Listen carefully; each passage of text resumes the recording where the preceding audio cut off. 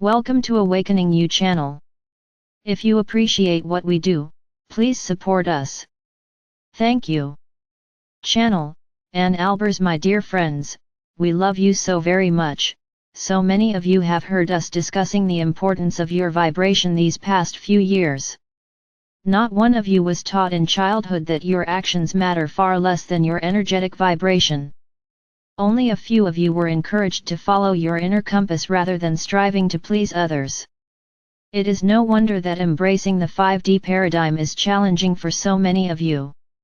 Today, we want to help and encourage you, explain things more deeply, and give you a new game to play to help you learn more about the power of your tuning. Imagine that you have a dream in your heart. Imagine now that there is a movie on television about how you got from where you are now to the fulfillment of this dream. It is a lovely movie of synchronicity, joy, and triumph. We're pretty sure you'd want to watch this movie. Now, on a different channel entirely, there is a news broadcast. It repeatedly tells you about your past, present, and the people around you as they are now. It shares new about the world around you, as it is now. It has no understanding of manifestation. As a result, when it projects into the future, it simply rehashes the present or past. It is not so likely you'd prefer to watch this channel. Now, suppose you have a magic tuner. When you think of something that makes you happy, you tune into the beautiful movie about your life unfolding gracefully. When you think of something that makes you feel unhappy, the good movie pauses, and you tune into the depressing news station right at a moment when it matches your own negative thoughts. As you can imagine, on a daily basis, most of you would switch between the good movie and the depressing news 1,000 times, if not more.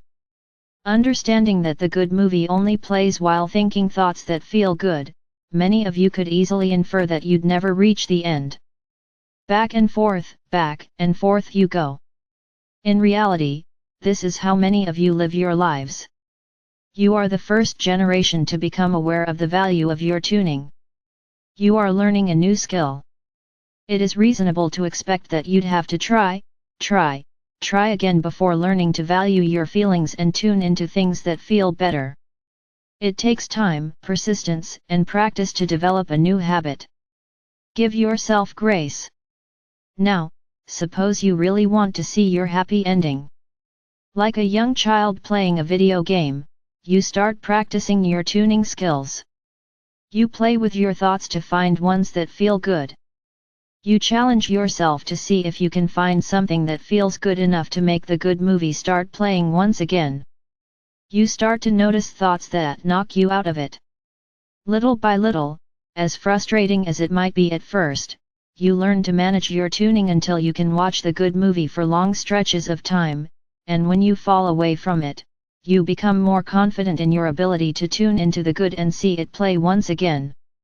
Eventually, with practice, you become so good at tuning that you can watch that good movie to its completion. Dear ones, your life is that good movie waiting for you to tune into it. Most of you learn to tune into the past or the present in front of you, no matter how good or unpleasant it feels.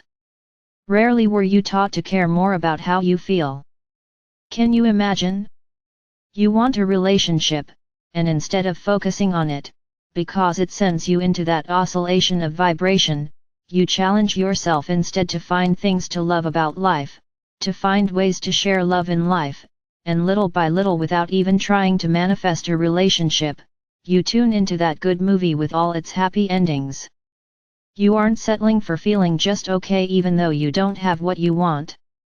That resignation gets you more of the news. Instead, challenge yourself to find ways to feel good here and now with what you have. You can use your brilliant mind to choose one of a gazillion possible good feeling thoughts right here and now. You can notice and appreciate the sun on your face. You can marvel at the busy little bees that pollinate your crops so you can eat. You can ponder the amazing connection with millions of people who poured their love into the coffee you pour into the cup. You can sit, breathe, and receive our love and assistance. Daily, you are surrounded by millions of small opportunities to feel good. It makes little sense to deprive yourself of the good feelings and the good movie that will lead to the good ending simply because you are upset that the good ending is not here now. You all want to be happy. Choose it now and now and now again, and the good movie will play, bringing you even more. Some of you feel this isn't fair, and we understand. However, you cannot apply human law to a universe that operates in terms of vibration and expect it to function as a human being would. As a result, it is hard for so many of you to trust the universe to deliver your dreams. We understand. As these new concepts have been introduced into human consciousness, many of you still embrace the 3D paradigm of doing while trying to apply it to the 5D laws of being. You learn to fake it till you make it. If doing so helps you achieve the vibration of what you want, we encourage this. However, you can't fake vibration. No amount of action, fake positivity, or acting as if will matter if it doesn't make you feel wonderful. Far better, as a few of you have said over the years, to f** it till you make it.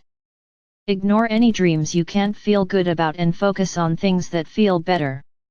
Did we, the angels, just say that? Yes, dear ones. We say it with love, humor, and a realization that many of you will feel more inspired by shifting your focus than by trying harder to feel good about a topic you do not yet feel good about. If you can't feel good about the relationship you've been trying to manifest forever that still hasn't arrived, focus on anything and everything else that feels better. You torment yourselves, trying to feel good about what does not. Look away. Turn the other cheek. Find happiness where it is easy to find, and let your vibration rise naturally. So many of you learn to visualize, and it can be a wonderful tool if it helps you find the feeling you desire. If visualizing makes you feel worse because it makes you think more about what you do not yet have, it is better to visualize a good lunch that excites you. You learn to make vision boards. We love them if these bring you joy, empower you to anticipate your dreams, and raise your vibration. But if you look at a vision board and think every time, yeah, right, it never happens for me, then dear ones, take down the vision board and, in its place, put up an inspiring piece of art that elevates you every time you look at it. You learn to quiet your mind and meditate, but if attempting that frustrates you, find an alternative. Listen to music you love. Take a walk, cook a good meal. If you honestly try, each of you can find something that quiets the negativity and allows you to be present in the moment. Don't give up and say that you can't. You can. You just have to exercise your God-given power of choice and experiment a bit until you find your own way of feeling present and good. You learn to be good and do good, and we completely encourage that because it is your nature to love, but when your loving actions cease to feel like love, then cease doing them. If you are helping an ungrateful friend, it may feel wonderful for a while, but when it stops feeling wonderful, stop doing it or find a reason to feel good once again. So many of you have given so much you feel bitter and resentful that others don't give back, but dear ones, you are the ones who chose to continue giving when it no longer felt good. You are the ones who chose to pour your heart more into others' lives than your own. So many of you learned that it is better to give than to receive when, in reality, it is better to be in a balanced flow, filling than spilling, filling than spilling. The more you receive from Spirit, the more you want to give. The more you give, the more you want to receive from the Divine. Watch and listen to your feelings to help you stay in this flow. As you learn to be more honest about your feelings, you will give when it is a joy, and refill the well when needed. As your vibration becomes one of giving joyfully, you will attract others who are in the vibration of giving joyfully as well. But if your vibration is one of giving because you have to or should, even when, you don't feel like it, then you will instead attract others who feel equally empty and want you to give to them, as you want them to give back to you. It is a misunderstanding to think that because you give, you will attract others who give. This would be a law of doing, but the universe operates on the law of vibration. There is no law of doing. There is no law in the universe that says if you do more, the universe will do more for you. There is no law that says if you constantly do good, you'll constantly receive good. There is no law that says if you give, you'll receive. There is only vibrational law. No matter what you do, the energy with which you do it matters infinitely more than the actions themselves. If you shop for shoes feeling abundant, you'll attract more abundance than if you tithe with, sigh, a feeling of righteous martyrdom. If you indulge in your favorite activities with joy or explore new ones that delight, you'll meet a partner sooner than if you trudge unhappily through online dating sites. If you love the hunt and the idea of meeting several new people each weekend and sorting through them, you could easily meet someone on a dating site, but few of you honestly feel that way. God has arranged meetings for centuries. Your doing is not important. Your vibration is. If you are healing a physical condition and you love your doctors and the care they provide, they are likely to work well for you. If you mistrust doctors but love alternative therapies, those will likely work better for you. If you would rather ignore your condition and focus on other things that bring you joy, that will bring you joy and quite possibly healing, too. What does not work is focusing on thoughts that feel bad and forcing yourself to do things that go against your grain.